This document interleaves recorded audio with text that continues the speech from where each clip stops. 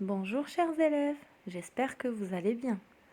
Dans le cadre des cours à distance, je vous propose aujourd'hui une nouvelle leçon de lexique portant sur l'origine des mots. En effet, de nombreux mots de la langue française proviennent d'autres langues, même des langues très anciennes. Le grec, le latin, c'est ce que nous découvrirons ensemble à travers cette capsule pédagogique. L'objectif étant de comprendre le sens d'un mot à partir de son origine et bien évidemment maîtriser son orthographe exacte. Je compte sur vous pour être bien attentif et concentré. Cette phase de découverte, chers élèves, est répartie en deux étapes. Commençons d'abord par l'étape 1. En effet, certains mots de la langue française sont directement issus d'un mot latin ou grec qui s'est plus ou moins transformé. Alors observons la série A. Agenda, lavabo, album, terminus.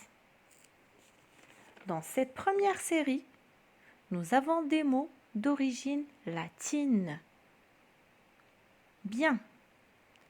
Passons à la seconde série. Acrobate, allergie, onge, athlétisme. Ces mots sont d'origine grecque.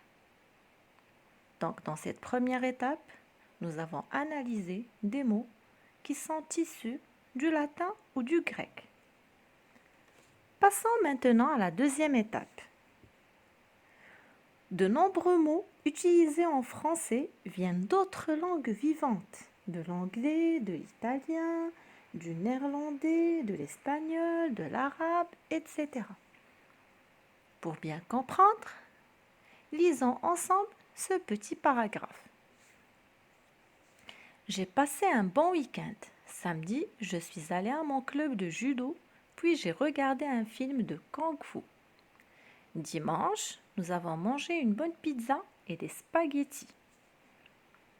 Maintenant, chers élèves, je vous demanderai d'observer attentivement les mots soulignés. Donc, chaque mot souligné a été emprunté d'une autre langue. Prenons le premier mot, week-end.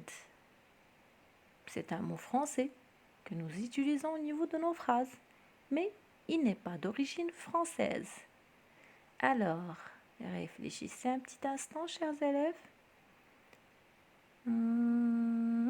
Oui, c'est bien cela.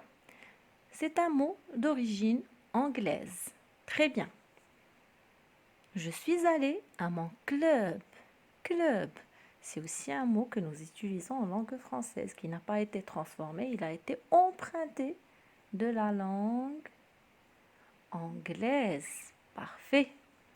Judo. Parmi les arts martiaux, on retrouve le judo. Ce n'est pas un mot français, c'est un mot d'origine. Réfléchissez si vous connaissez l'information. Japonaise, la langue japonaise. Oui, bien. Kung-fu, art martial aussi. On réfléchit un petit instant.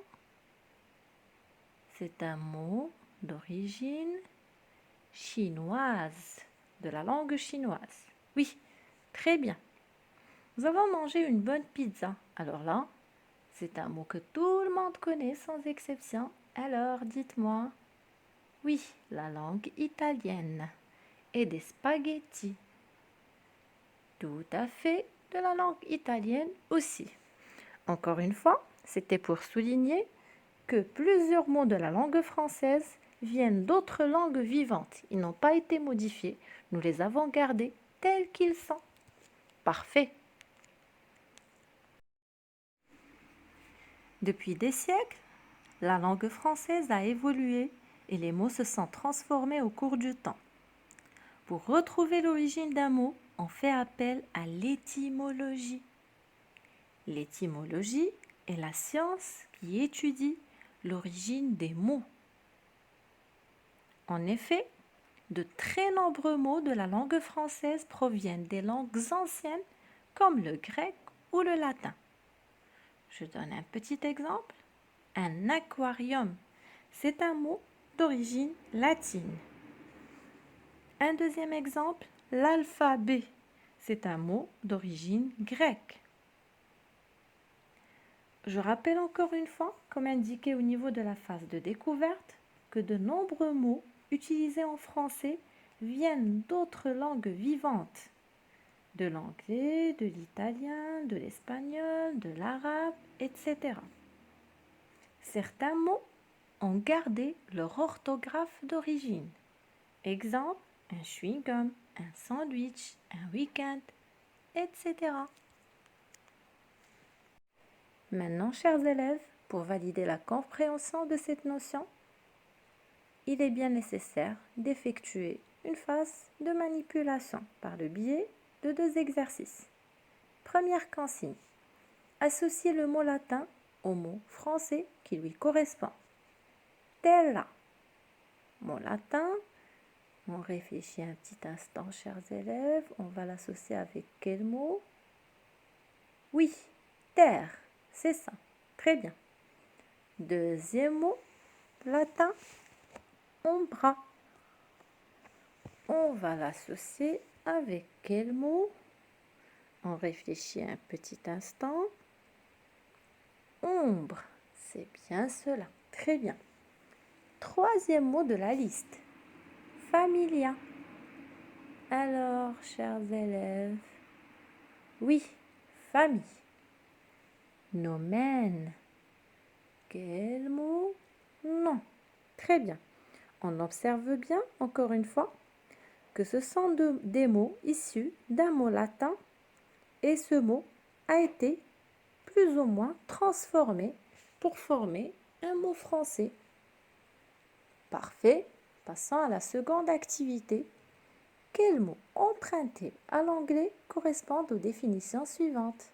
Donc ici, nous avons un petit jeu de devinettes. Alors, magasin où l'on nettoie et repasse les vêtements. Alors, réfléchissez un petit instant, chers élèves, comment on appelle le magasin où on nettoie et on repasse nos vêtements?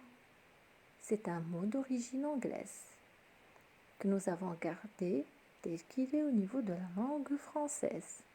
Alors, oui, pressing, c'est bien cela. Très bien. Deuxième devinette, information importante donnée pour la première fois. Alors, une information importante qui est donnée pour la première fois. Là aussi, c'est un mot d'origine anglaise que nous utilisons en langue française tel qu'il est sans changement. Alors, c'est scoop. S-C-O-O-P. Parfait, chers élèves. Notre capsule d'aujourd'hui touche à sa fin. J'espère que mes explications ont été suffisamment claires, précises et concises.